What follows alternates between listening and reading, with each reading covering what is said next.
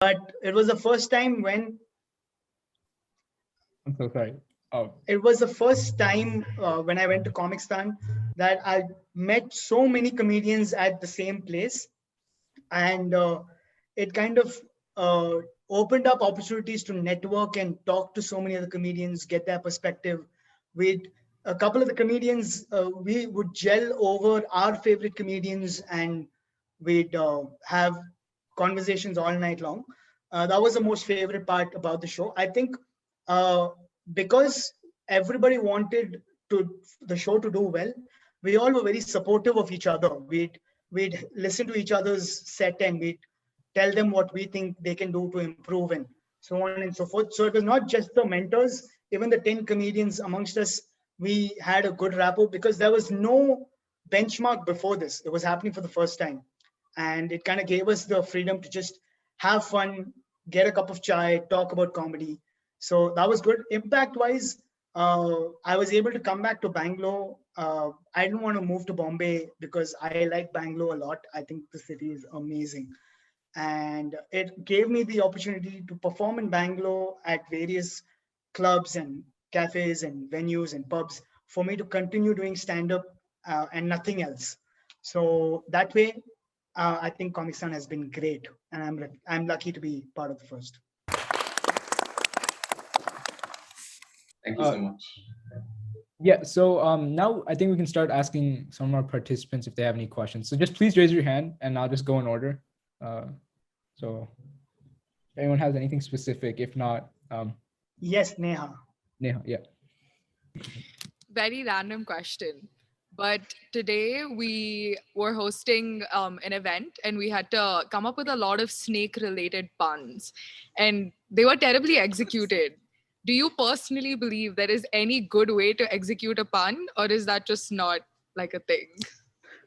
I mean, a great pun is awesome. I like a great pun. I just don't like it being done a lot.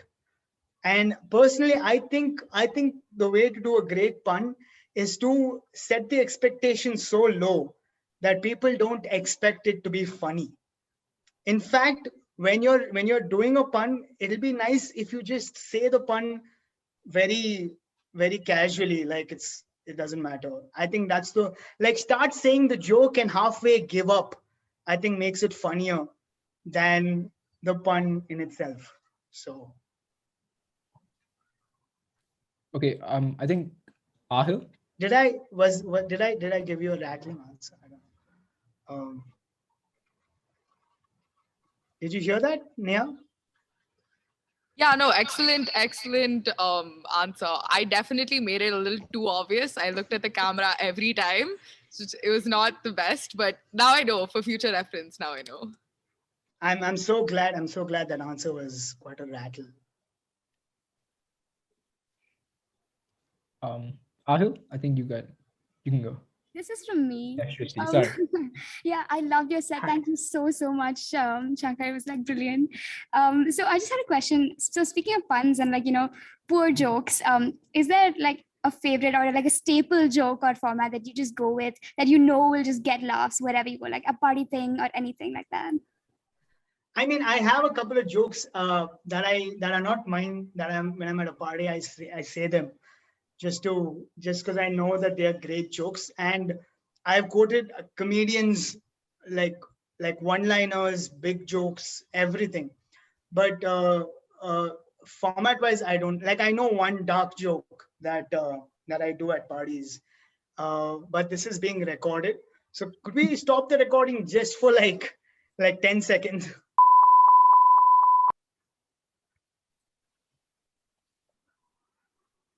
Yeah, so Shaunak, yeah. Yeah, hi. I'm going to be the nerd of this group and ask a very stupid question. But at what age did you decide to like leave working full time and like take up comedy and acting full time? And why did you make the decision? Because many people are stuck between career choices at this point. So I was working in tech support and I was making progress. I was getting a promotion. And then I asked myself, can I see myself becoming a manager, telling other adults what to do with their day? And I said, no, I can't do that. I'll be a horrible guy firstly, I think most of them will be tall, so it'll be really awkward to be like, get to work.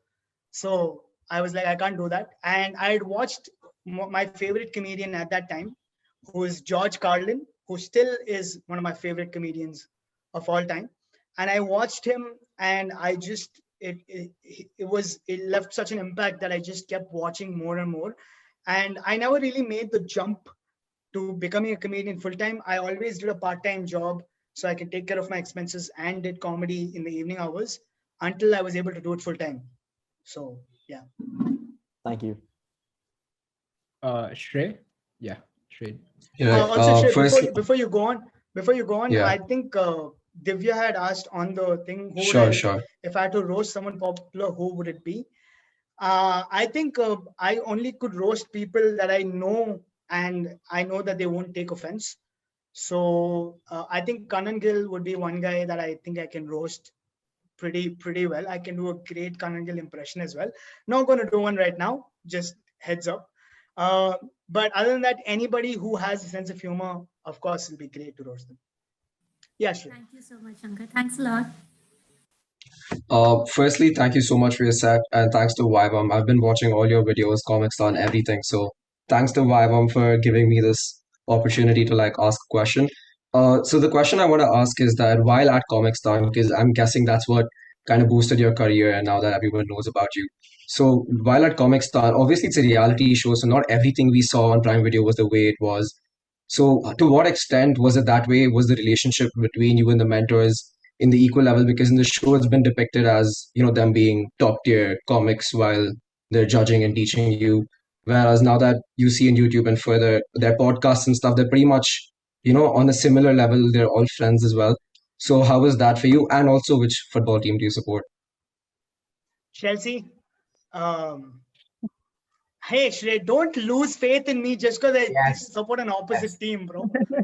It's he literally went. I take back my question. I don't know why I asked this question, but the rapport was like that because as comics there is no um, um uh, if you look at it, there's no hierarchy of like a senior comedian or anything like that.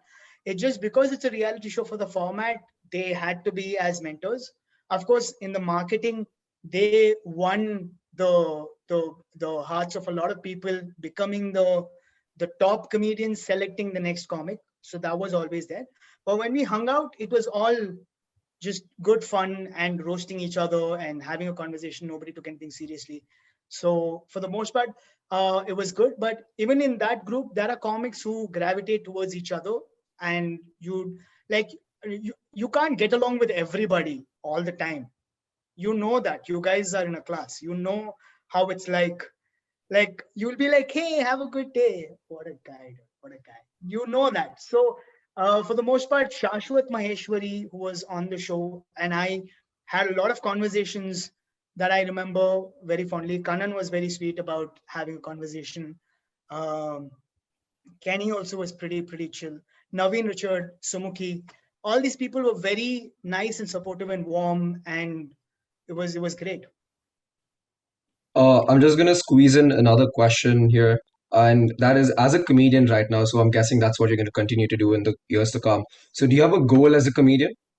As fingers crossed, touch wood, but Yeah, do you have a goal? my goal is to keep doing stand up indefinitely. As in, if I can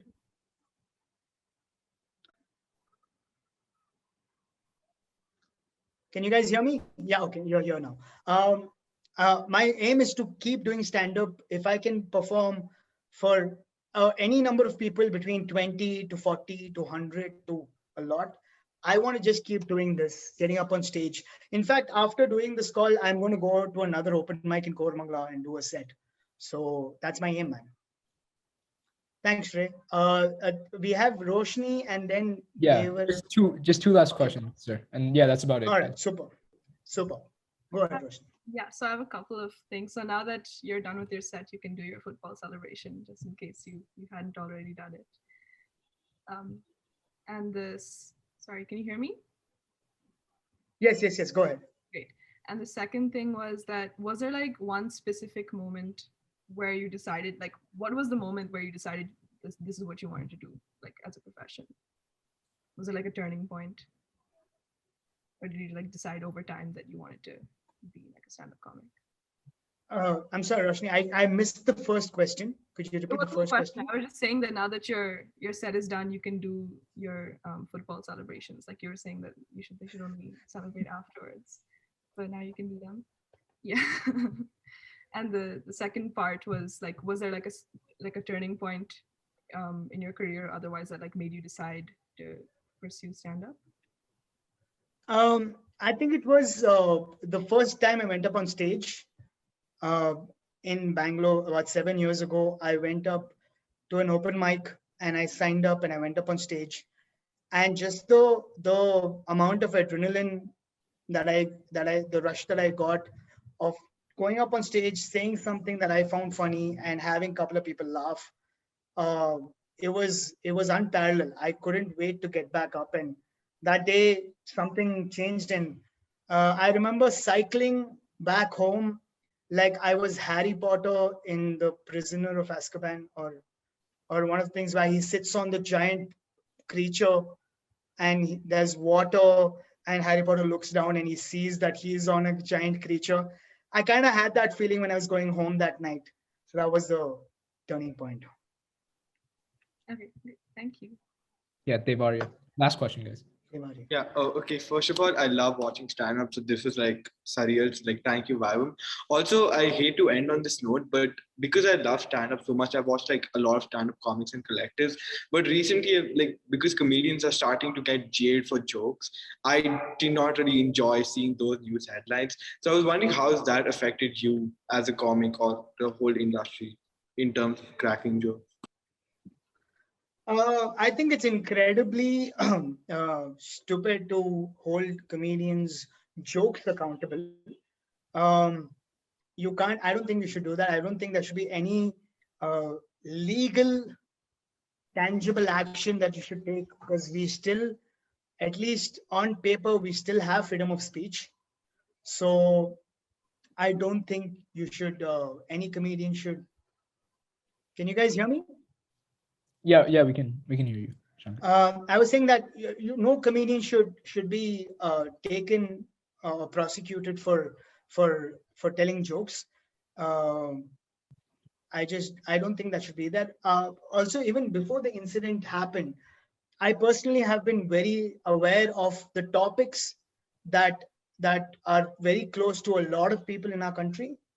And unless and until I have a joke that I think is so funny that it exceeds what that thing stands for, like religion, for example, unless and until I don't have a great joke on religion, I'm not going to do a joke on religion. So everybody has their personal choice and they do jokes that they think are damn funny. So all in all, I don't think comedians should be taken to task for jokes. On the same time, I think you should keep in mind that it's not like you're telling a joke in a corner in a village somewhere. You're telling a joke for people everywhere across this country to watch. So if you don't have a clear point of like a train of thought, and you don't have a clear joke, then you shouldn't tackle something that affects a lot of people. Okay, thank you so much. I think Thank that's you it so for much, guys, questions. for having me. Yeah, go ahead. Okay. That's it, Siddharth. Go ahead, tell me. Yeah, no. So thank you so much for doing this. We really appreciate it. I just have one small thing. A friend of mine asked, Messi or Ronaldo. That's it. And then I think we're gonna finish it there. Messi, hands down, all day, every day. Messi, I mean, Ronaldo is incredible. I think he's incredibly talented and supremely gifted. But I think Messi is just naturally, like, he's from some other planet, man. The guy and his natural instinct to play football is beyond words. Okay. That's about it, guys. Thank you so much once again, Shankar. If you have any final thoughts, nothing. No, I'd just like to say you should be thankful to Praneeth, who was very, very flexible in terms of working so that this happens. It almost didn't happen, we almost kind of said we can't do this. So thank you so much, Praneeth, for doing this and for being a good sport about your hairstyle. It's been incredible. I hope you guys stay safe and vaccinated, and hopefully when we have live shows that are safe again, we will perform, and I'll probably see you guys at a show. Cool. Thank you so much, Shankar. Thank you so much. And if I could just add a last thing, guys, please check out our merch. It's amazing. There's some great designs. And I had to plug it. I'll post the link in the chat. Also, just sorry, one more thing before we end.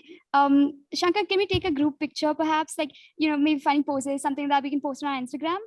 Is everyone, right. So if everyone can switch on their cameras, and we'll like take one of each page. So, okay, 3, 2, 1.